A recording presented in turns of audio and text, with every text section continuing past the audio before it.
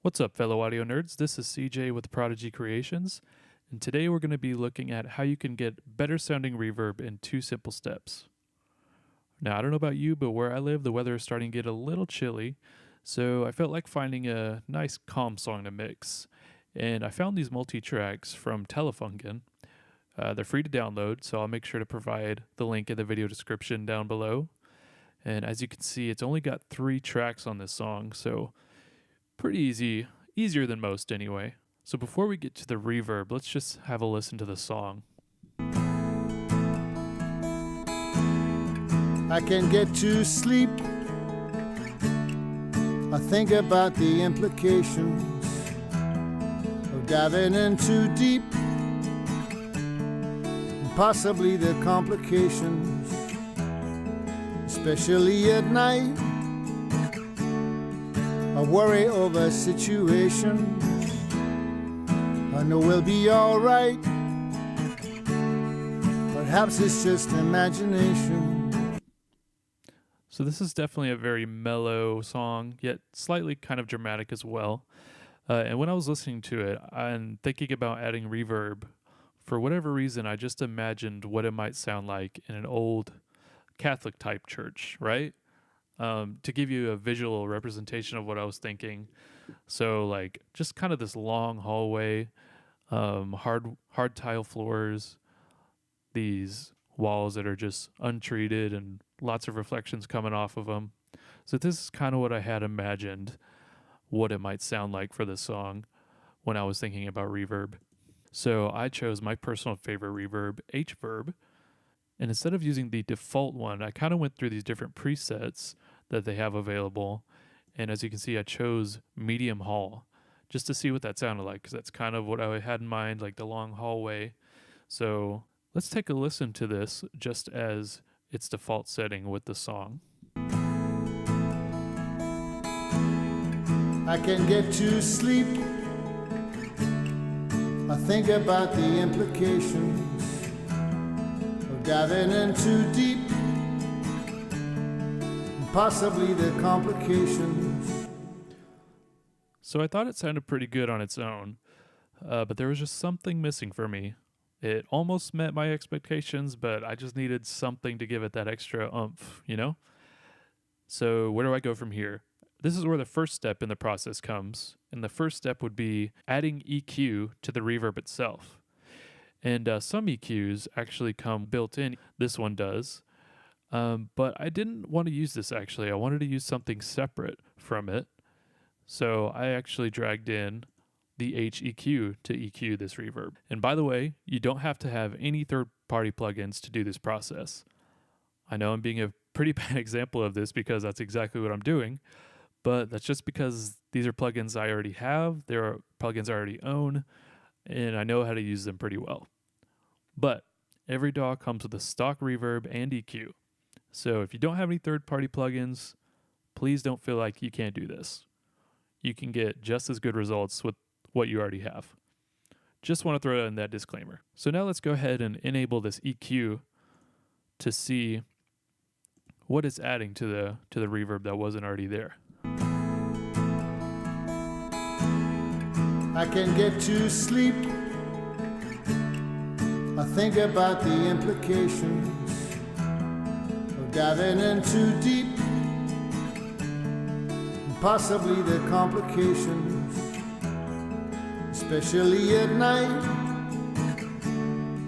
I worry over a situation. I know we'll be alright. Perhaps it's just imagination.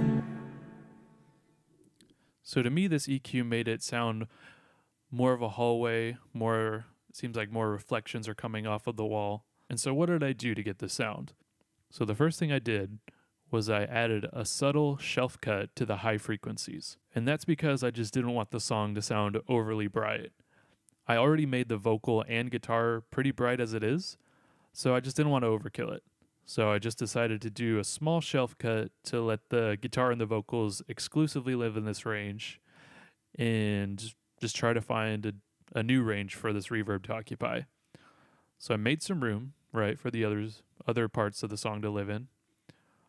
And I did the same with this guy here. I wanted to take out some low end because to me the reverb was just adding a lot of boominess that I didn't want. So how I did this was just like grabbed one of these bands, gave it a pretty narrow bandwidth, and I just played through the track, listened to the reverb, kind of hunted around, just relying on my ears to tell me what it was that was causing that unwanted boominess, right? I was just hunting through it. And as you can see, this is where I ended up cutting, which was around 160 hertz. So I just took out 3 dB, not too much, but enough to make a difference. So just for fun, I'm going to play this again. And at some point, I'm going to boost up this frequency that I cut so you can hear what I was hearing that I didn't like. I can get to sleep. I think about the implications of diving in too deep, possibly the complications, especially at night. I worry over a situation. So to my ears, there was just too much of that muddiness from that frequency when I boosted it and I heard it. I just personally didn't like it. So I took it out. So now that I've taken care of all the sounds that I didn't want in the reverb, the next thing I did is I wanted to find a sound that I liked within the reverb and give it a generous boost. So again, I just grabbed one of these bands again and did the same thing. Just for comparison, I'll boost this one again. Except this time I gave it a pretty wide bandwidth, because the general rule is you want to have a narrow bandwidth to cut and wider bandwidths to boost. And so again, I just boosted it, hunted around, listening to my ears to tell me what I needed to boost. Okay. And in this instance, as you can see with the blue bell, I boosted it around 1.2K. Now, I do want to mention something. I don't want you to take this specific example as a one-size-fits-all method. All reverbs sound different, and you might find something closer to 2K sounds better for you. And maybe you don't want to cut out 160 hertz because it adds to the mix, and you might find that you want to cut somewhere else. So there's a show I like to watch back in the day. You may have heard of it. It's called Whose Line Is It Anyway? Right? And in the show, the host, Drew Carey, his catchphrase was, "Everything's made up and the points don't matter." And if I could, I'd like to adopt this catchphrase and add a little flair on it for my own use in regards to mixing. And that would be, everything's made up and the numbers don't matter. Okay? And what I mean by that is that you see me cutting and boosting these certain frequencies, but it's not about the numbers of these frequencies that really matter. What matters is the method behind how I'm manipulating these quote-unquote numbers or frequencies. I'm not concerned about cutting or boosting a specific number. All that matters to me is finding what sounds good to me and what sounds bad to me, and then adjusting it accordingly. So if something sounds good, I boost it, right? Like what I did in this range. And if something sounds bad to me, like in this range, I cut it. So I want you to remember this when you try this method. Everything's made up and the numbers don't matter. Okay, and then the last step that you want to do before moving on to the next one is you want to adjust your output level to your input level. So as you can see, I took it down about 2.5 decibels, and that leveled it out to where the output was matching the same as the input level. So I dialed in my preferred EQ settings for the tone that I wanted. And now I just want a little bit more presence of the reverb to the song. And so this would lead into step 2, and that would be adding compression. So I'm using the H verb, the H EQ. Might as well stick with the same theme, right? So I brought in the H comp. And in my opinion, when you're compressing a reverb, I don't think the super technical components of the compressor are very important. You know, like the ratio, the attack release, all that. If your compressor comes with a fixed setting, you can probably get away with leaving those where they are for this method specifically. The important thing is that overall you have some gain reduction going on, and that afterwards you level match the input and the output. So like I said, I wasn't too worried about the ratio or anything like that. So I just adjusted this threshold knob, which is at which level do I want the compressor to start compressing. And so I adjusted this until it was around -3, so -3 reduction. That's not really a general rule that you should follow, but that's just something I typically do.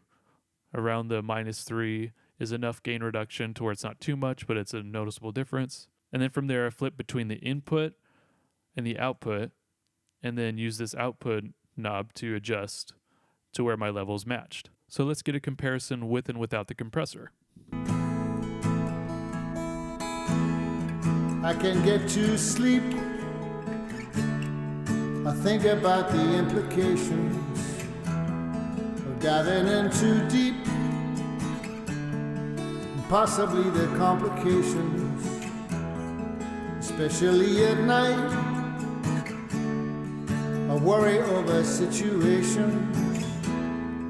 I know we'll be alright.